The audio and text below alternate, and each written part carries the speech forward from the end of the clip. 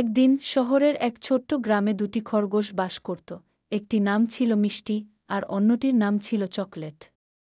তারা খুব ভালো বন্ধু ছিল এবং একসঙ্গে খেলত, কিন্তু তাদের একটানা সমস্যা ছিল, তারা কখনই খুঁজে পেত না তাদের প্রিয় খাবার, গাজর। একদিন তারা সিদ্ধান্ত নিল যে তারা একটি বিশেষ অভিযান শুরু করবে, যাতে গাজর খুঁজে পাওয়া যাবে। তারা খুবই উজ্জ্বল ছিল, তাই প্রথমে তারা শহরের বাজারে গেল। কিন্তু বাজারের সব গাজরই পোকামাকড়ে খেয়ে ফেলেছিল।